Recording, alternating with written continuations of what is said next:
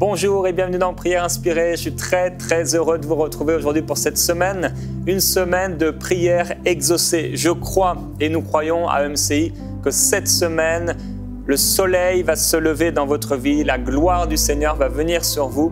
Vous allez pouvoir être exaucés si vous mettez votre foi en Dieu, si vous lui faites confiance. Et aujourd'hui, je vais donner plusieurs promesses bibliques, mais aussi plusieurs critères que la parole de Dieu nous donne pour pouvoir être exaucés. On va répondre à cette question, comment être exaucé dans la prière? Et on verra aujourd'hui 10 promesses bibliques concernant la prière et l'exaucement de nos prières. Vous êtes très nombreux à nous suivre et regarder cette émission et je veux vous bénir, vraiment déclarer la présence du Saint-Esprit sur vous. Si vous avez soif, si on se met dans les bonnes dispositions, les dispositions nécessaires à Dieu, Seigneur, merci parce que tu vas me parler pendant cette semaine. Seigneur, parce que tu me parles aujourd'hui même. Saint-Esprit, tu fais quelque chose dans mon cœur et j'ouvre mon esprit, Seigneur, à ce que tu veux faire. J'ouvre mon cœur à ta parole. Viens me parler, viens me diriger. Ouvre mes yeux, s'il te plaît. Viens enlever de mes yeux, de ma vision spirituelle, tout ce qui pourrait m'empêcher de recevoir de toi. Gloire à Jésus-Christ, je crois qu'il le fait. Et j'ai un témoignage aujourd'hui, témoignage particulier. On a plusieurs fois, j'ai eu à cœur de prier par rapport au TOC, par rapport au tic. Et dernièrement encore, je pensais à cette maladie, entre guillemets, la trichotillomanie, vous n'êtes peut-être pas familier. Et donc ce témoignage est le suivant. Bonsoir, je reviens vers vous car je crois que Dieu m'a délivré de la trichotillomanie. Depuis très longtemps, ce problème me préoccupait. Et quand j'ai pris contact avec vous, cela me dérangeait au plus haut point. Je jeûnais, je priais sur ce sujet. Quand vous m'avez répondu le mois passé, une semaine peut-être venait de s'écouler et je ne m'étais plus arraché les cheveux. Depuis lors, je ne me les arrache plus. Et cela n'est pas dû à mes efforts comme autrefois, mais c'est juste que Dieu m'a ôté ce tic et cette envie incontrôlée. J'ai hésité plusieurs fois à vous écrire, mais aujourd'hui une grande joie est montée au fond de moi et il fallait que je partage cela avec vous. Depuis 2002, la trichotillomanie m'a malmené et Jésus a dit stop à cette maladie aujourd'hui. Gloire à Dieu. Waouh, ça c'est fort. Cette maladie donc qui amène les gens à s'arracher les cheveux, etc. Même certains vont jusqu'à manger leurs cheveux. Bien sûr, c'est tout à fait satanique. Et on voit comment le diable est méchant, comment il veut oppresser les gens. Mais en Jésus-Christ, si vous êtes atteint de cette maladie ou d'une maladie qui peut ressembler à celle-ci, recevez par la puissance de Dieu et au nom de Jésus-Christ votre délivrance maintenant par la foi. Soyez guéris complètement au nom de Jésus-Christ. Et alors aujourd'hui, on va parler de la prière et toute cette semaine. Waouh, quel sujet extraordinaire. Je sais que beaucoup de gens aiment entendre parler de la prière. On aime en tant qu'enfant de Dieu être encouragé à la prière. Et à Prière Inspirée, eh bien sûr, nous vous encourageons à prier et à voir le Seigneur vous exaucer. Jésus dit, et ce sera peut-être le verset de référence pour nous encourager pendant cette semaine, dans Jean au chapitre 11, versets 41 et 42, une partie de ce verset. « Père, tu as exaucé ma prière et je t'en remercie. Pour moi, je sais que tu m'exauces toujours. » Waouh, Jésus avait une vie de prière réussie. Ses prières étaient exaucées.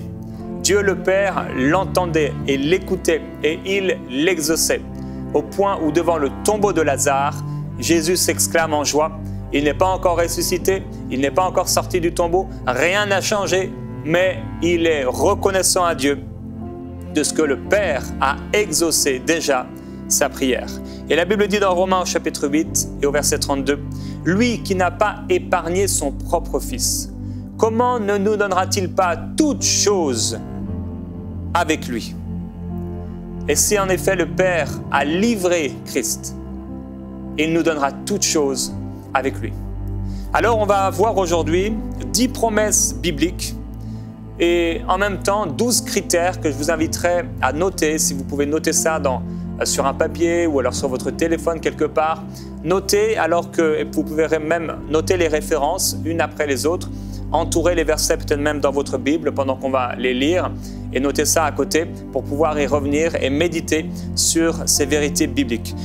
La Bible dit dans Genèse au chapitre 4, avant de voir ces 10 promesses, dans Genèse chapitre 4 au verset 26, « Seth eut aussi un fils qu'il appela Enoch.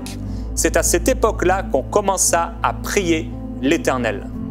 Alors voilà un verset assez particulier. La Bible nous montre que le moment particulier, le moment précis où les gens ont commencé à invoquer l'Éternel. Nous le savons, avec Adam, le Père, Dieu venait et il discutait avec Adam et Ève. Il lui a dit de nommer les animaux, il a amené les animaux vers lui, etc. Et il venait le voir régulièrement, certainement chaque jour, si ce jour existait tel qu'on le connaît aujourd'hui. Et en tout cas, Dieu voulait communiquer avec l'homme. Et dans Isaïe au chapitre 56 et au verset 7, Dieu dit « Je les amènerai sur ma montagne sainte. Je les réjouirai dans ma maison de prière. Leurs holocaustes et leurs sacrifices seront agréés sur mon autel, car ma maison sera appelée une maison de prière pour tous les peuples. » Quand il parle de cette maison de prière, il dit « Je les réjouirai dans cette maison de prière. » La prière et cette maison de prière est faite pour notre joie. La prière est faite pour être exaucée. Dieu veut nous rendre heureux.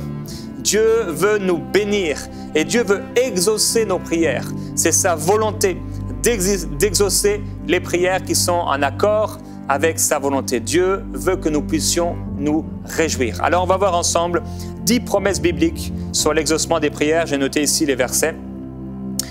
Premier verset, Jean 14, 14. Jésus dit, « Si vous demandez quelque chose en mon nom, je le ferai. » Voilà donc le premier critère que vous pouvez noter, en mon nom.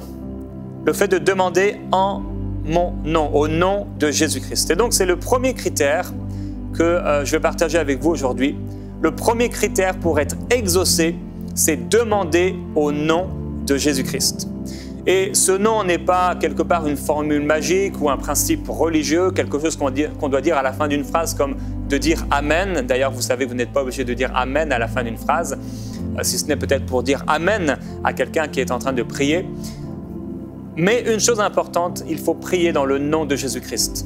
En effet, nous ne prions pas au nom de Bouddha ou de je ne sais quel Dieu, quelle idole ou quel Messie, mais nous prions au nom de Jésus-Christ. Et derrière ce nom, il faut bien sûr comprendre que ce nom lui a été donné, le nom au-dessus de tous les autres noms, au-dessus de toute principauté, au-dessus de toute domination, au-dessus de tout nom qui peut être nommé. Le nom de Jésus-Christ représente cette autorité.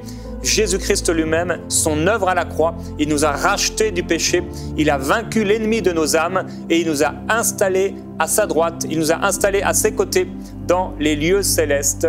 Nous sommes là à ses côtés et ce nom, le nom de Jésus-Christ nous a été transféré, nous a été donné comme un héritage que nous pouvons utiliser dans la prière, comme quelqu'un, on prend souvent cet exemple d'un chèque de banque qui nous aurait été donné.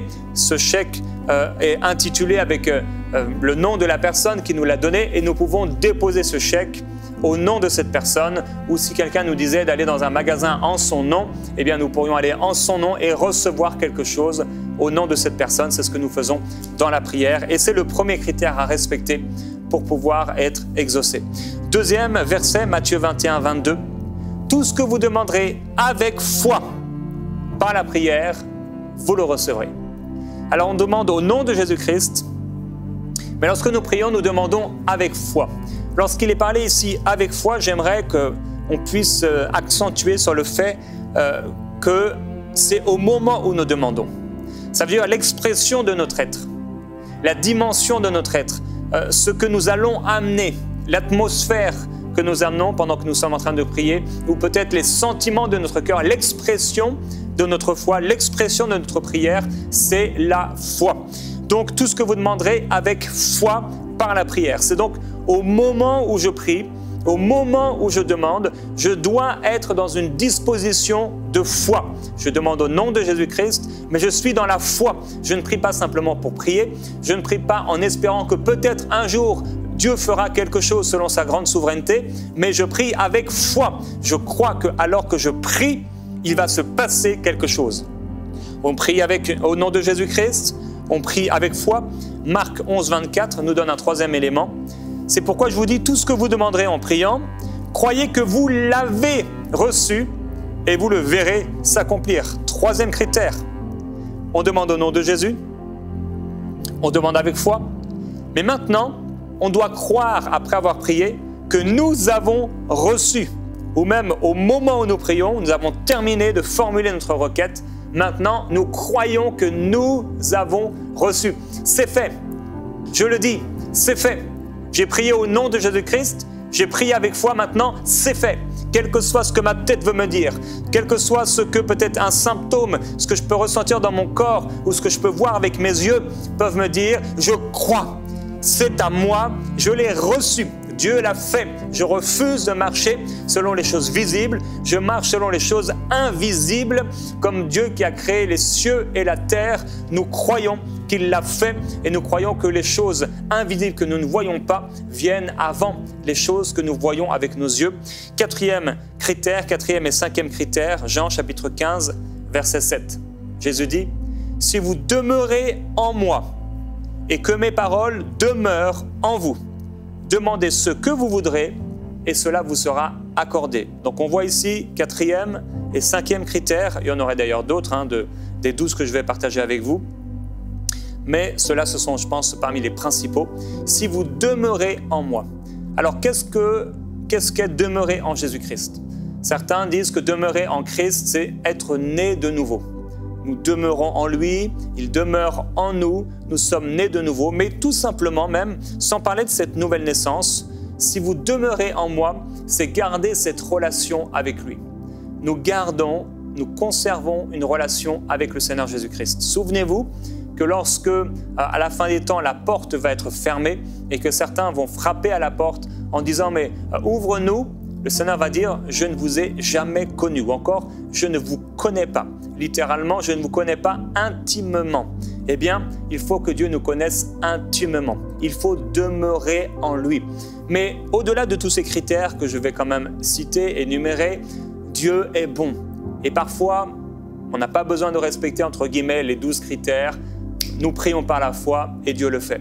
Des fois même, nous prions sans foi et Dieu le fait quand même parce que Dieu est bon. Mais c'est important de pouvoir quand même dresser cette liste que le Seigneur Jésus-Christ lui-même nous donne pour pouvoir avoir une prière exaucée. Mais je veux toujours dire cette parenthèse importante, par la bonté de Dieu, par l'amour de Dieu, par les compassions de Dieu, Dieu peut faire infiniment au-delà de ce qu'on pense, de ce qu'on demande, au-delà de notre foi, parce qu'il est bon, parce que sa miséricorde dure à jamais. Donc il dit, si vous demeurez en moi, c'est garder cette relation avec lui. On demeure en Christ. Jour après jour, on lui parle. Et que mes paroles demeurent en vous. Et donc là encore, ça parle d'intimité avec lui. Il est la parole. Nous demeurons dans la parole. Les paroles demeurent en nous. Ça veut dire qu'on a été nourris. On a cherché ces paroles. On a médité ces paroles. Et ces paroles sont en nous. Si nous demandons par rapport à un domaine particulier, on va voir cette semaine plusieurs domaines de prière, eh bien nous savons ce que la parole de Dieu dit à ce sujet. On ne connaît certainement pas tous les versets par cœur, mais il y a un verset, il y a un passage, il y a une vérité biblique, il y a un sceau, il y a quelque chose qui nous a été donné. Et cette parole, elle demeure en nous. Et au-delà de cette parole pour notre exaucement, liée au domaine pour lequel nous prions, les paroles de Dieu demeurent en nous. Parce que nous sommes versés dans les Écritures, parce que nous méditons la parole de Dieu. Sixième critère, Psaume 37, verset 4. « Fais de l'Éternel tes délices et il te donnera ce que ton cœur désire. » Ça, c'était notre verset à notre mariage avec Annabelle. « Fais de l'Éternel tes délices et il t'accordera ce que ton cœur désire. » Nous n'avons pas cherché l'or et l'argent. Nous n'avons même pas cherché à vivre longtemps. Nous n'avons pas cherché telle et telle bénédiction. Mais ce que nous avons cherché, et ce que nous cherchons avant tout en tant qu'enfants de Dieu, ce que nous devrions désirer, c'est faire de l'Éternel nos délices. La présence de Dieu. Nos délices ne devraient pas être l'or et l'argent. Nos délices ne devraient même pas être cet exaucement. Nos délices devraient être l'Éternel. Et la Bible est claire à ce sujet, elle nous donne ce critère. Si nous faisons de l'Éternel nos délices, ça veut dire qu'est-ce que c'est ce délice? C'est ce qui nous nourrit, c'est ce qui nous fait plaisir. C'est ce que nous recherchons, c'est ce que nous désirons. C'est ce à quoi notre cœur aspire, c'est ce à quoi nous pensons. Dieu, l'Éternel, mon Dieu, je veux être dans sa présence. Seigneur, je t'aime. Eh bien, si nous faisons de l'Éternel nos délices, il nous donnera ce que notre cœur désire. Il y a des aspirations profondes dans notre cœur. Et si nous faisons de l'Éternel nos délices, ses aspirations vont être répondues. Autre critère, 1 Jean 3, 22. Jean dit, « Quoi que ce soit que nous demandions, nous le recevons de lui parce que nous gardons ses commandements et que nous faisons ce qui lui est agréable. » Voilà encore 2 critères, garder les commandements de Dieu et faire ce qui lui est agréable. Alors, garder les commandements de Dieu, on en a parlé il y a quelques jours, dans Prière inspirée par rapport à l'obéissance, vous vous souvenez, il est évident que si nous obéissons, si nous gardons aux commandements de Dieu, il sera bien plus facile de recevoir un exaucement. Et au contraire, si nous ne gardons pas ces commandements, eh bien déjà notre conscience nous reprendra, nous allons perdre notre assurance dans la prière et nous ne serons pas exaucés. Donc il est important de garder pas mais les commandements de Dieu et également faire ce qui lui est agréable. Vous vous rappelez ce jeune homme riche, on en avait parlé, il dit « Moi j'ai obéi à tous les commandements ». Et Jésus lui dit « Mais il te manque encore une chose, va, vends tout ce que tu as, donne-le aux pauvres et suis-moi ». Et il est reparti tout triste. Alors oui, il a gardé les commandements, mais il n'a pas fait ce qui était agréable à Jésus. Et rappelez-vous que l'obéissance est préférable et agréable, plus agréable que de grands sacrifices. Donc oui, nous devons garder les commandements de Dieu, mais d'un autre côté, nous devons faire ce qui lui est agréable. Il y a des choses qui sont agréables au cœur de Dieu. On pourrait parler de la volonté générale en parlant de garder les commandements de Dieu et de la volonté spécifique, individuelle pour nos vies concernant ce qui lui est agréable. Oui, nous obéissons à la parole de Dieu, aux commandements de Dieu d'une manière générale, mais nous voulons aussi lui être agréables dans les choses spécifiques de nos vies. Si nous obéissons à Dieu dans les choses générales, mais que dans les choses spécifiques, nous lui sommes désagréables, nous ne lui sommes pas agréables, eh bien, il sera difficile d'obtenir un exaucement. On peut ne pas voler, ne pas tricher, ne pas faire ceci, et ce n'est pas que ça, garder les commandements de Dieu, et aller dans un mauvais endroit, ou alors ne pas être dans l'endroit où Dieu voulait qu'on soit, ne pas faire le métier qu'il voulait qu'on soit, ne pas faire le service, la chose qu'il nous a demandé de faire, eh bien, on ne lui sera pas agréable, tout en quelque part obéir à ses commandements de manière générale. 1 Jean chapitre 5, verset 14, 1 Jean 5, 14 encore, une autre promesse et un autre critère. Donc à chaque fois, on a promesse. Oui, si vous faites ceci, alors vous allez être exaucés. Ou alors, si vous faites de l'Éternel vos délices, eh bien, il vous accordera ce que votre cœur désire. Mais à la fois, on a aussi des critères dans chacun de ces passages. Nous avons auprès de lui cette assurance que si nous demandons quelque chose selon sa volonté, il nous écoute. Et si nous savons qu'il nous écoute, nous savons également que quoi que ce soit que nous le demandions, nous possédons la chose que nous lui avons demandée. Alors encore un critère ici, si nous demandons quelque chose selon sa volonté. En effet, nous devons demander dans la prière selon la volonté de Dieu. C'est pourquoi Jésus, même au moment peut-être le plus difficile de son ministère, il dit « Seigneur, que cette coupe s'éloigne de moi, mais non pas ma volonté, mais ta volonté. » Et il faut savoir, de temps en temps, pour les sujets certainement aussi qui nous demandent de la persévérance, nous ne voyons pas d'exaucement, demander à Dieu, à moins que nous ayons eu une indication claire dans sa parole ou dans notre témoignage intérieur, mais si nous n'avons pas eu d'indication claire, être prêt à se remettre en question. Et Seigneur, est-ce que c'est ta volonté? Est-ce que j'ai trouvé dans la parole que c'est ta volonté? Autre critère, Psaume chapitre 37, verset 5 et autre promesse également. Recommande ton sort à l'Éternel, mets en lui ta confiance et il agira. Quelle promesse merveilleuse! Recommande ton sort à l'Éternel. Le fait de recommander notre sort à l'Éternel, c'est le fait de pouvoir lui en parler, de pouvoir lui expliquer les choses, de pouvoir vraiment s'appuyer sur lui, de pouvoir se confier en lui. Parfois, je réalise que on s'imagine, et c'est une réalité, que Dieu sait exactement ce par quoi nous passons, mais il veut que nous puissions l'exprimer. Et dans la prière, il est important de recommander notre sort à l'Éternel. Un bon exemple que nous voyons dans les psaumes, comment David pouvait expliquer à Dieu les circonstances, comment il pouvait aussi expliquer ce qu'il se passait à l'intérieur de lui, comment il pouvait expliquer les sentiments qui étaient les siens. eh bien, il faut savoir recommander notre sort à l'Éternel et également mettre en lui notre confiance. J'ai dit tout à l'heure, donc la foi, c'est au moment où nous prions. Nous sommes là, il y a une expression dans notre prière, une expression de foi. Nous demandons avec foi. Maintenant, après avoir recommandé notre sort à l'Éternel, il faut mettre en lui notre confiance. La confiance, c'est donc ce qui va s'attacher au fait de croire que nous avons reçu ce que nous demandons. Cette confiance, c'est être confiant au cœur de Dieu. Être confiant qu'il va nous exaucer. Être confiant qu'il va le faire. Et cette confiance, elle va s'exprimer non seulement au moment de la prière, mais va s'exprimer par la suite. Cette confiance, c'est cette confiance certaine en l'amour de Dieu, au cœur de Dieu, en la parole de Dieu. Nous mettons notre confiance en l'Éternel.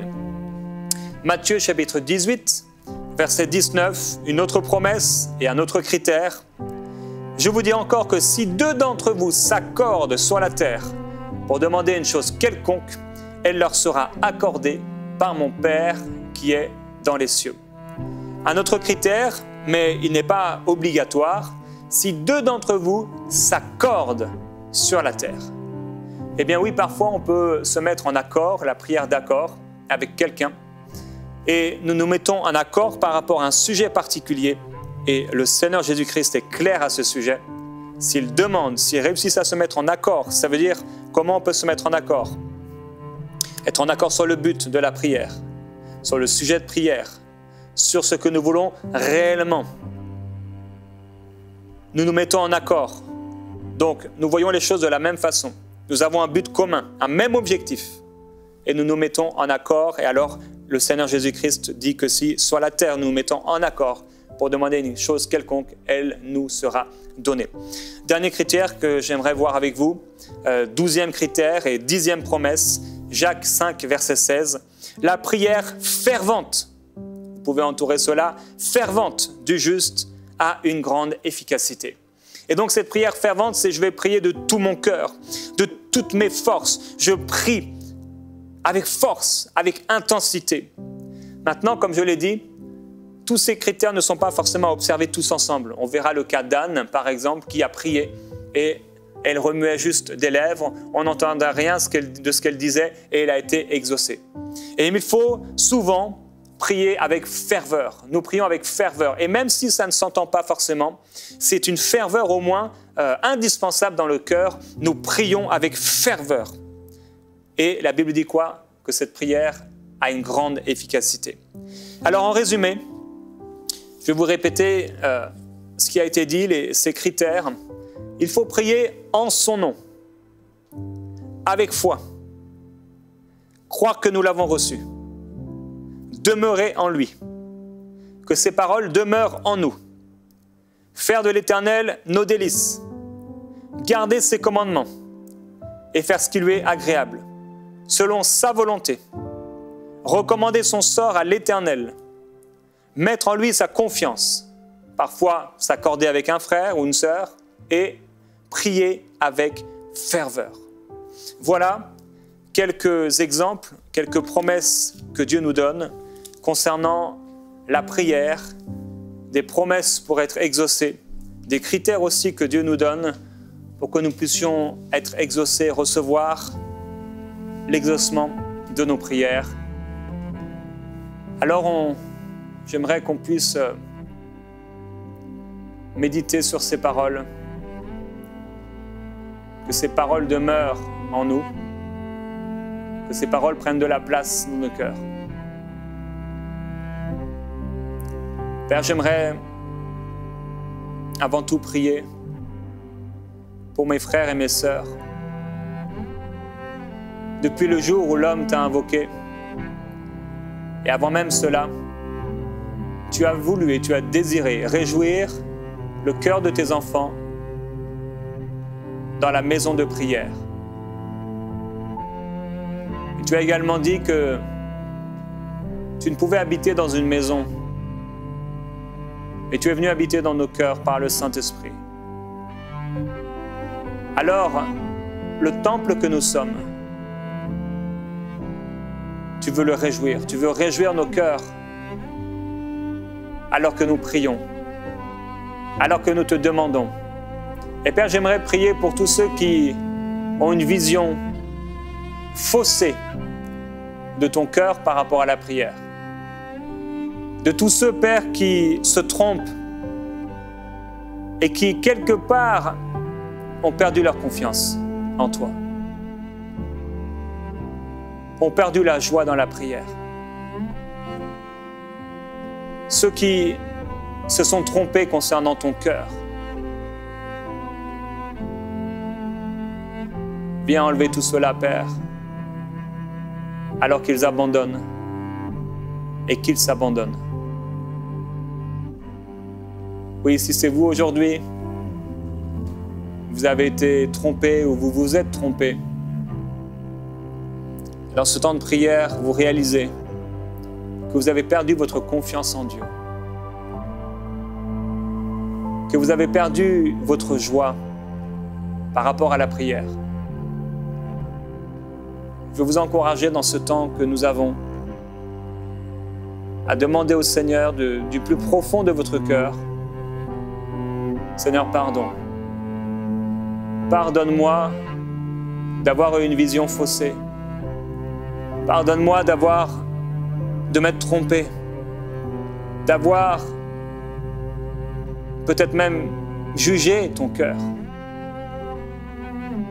Pardonne-moi d'avoir perdu la confiance. Pardonne-moi de m'être découragé.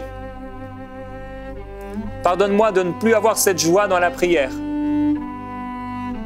Je renonce à ces choses. J'abandonne ces choses. Et je m'abandonne à toi. Oui, dans ce temps de prière, mon frère, ma sœur, abandonne-toi à Dieu. Abandonne-toi à Dieu. Abandonne-toi à Dieu. Plusieurs, vous devez relâcher maintenant cette pression qui était sur vous. Vous avez une pression qui était sur vos épaules. Et dans ce temps de prière, relâchez cela. Abandonnez-vous à Dieu. Abandonnez-vous à Dieu. Oui, remettez votre sort à l'Éternel. Dites-lui tel que les choses sont dans votre cœur. Dites-lui réellement ce que vous pensez, ce que vous avez à l'intérieur. Dites-le lui. Dites-le lui. Dites-lui vos incapacités, vos faiblesses. Dites-lui ce que vous ressentez, vos doutes. Et exprimez-lui votre décision de foi.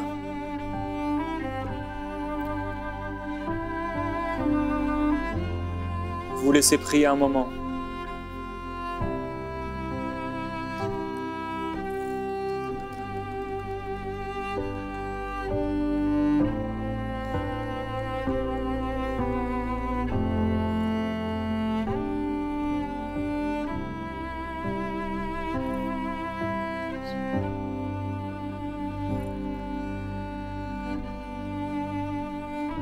Au nom de Jésus-Christ,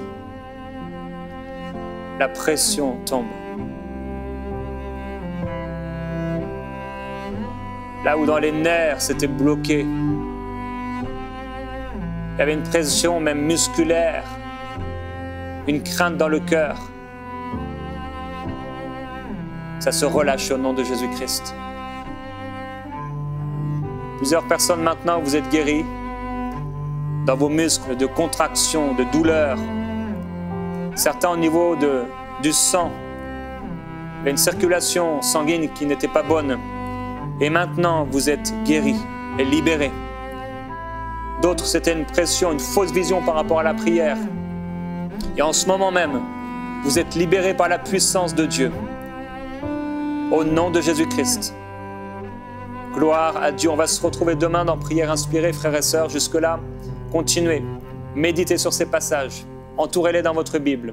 Et on se retrouve demain.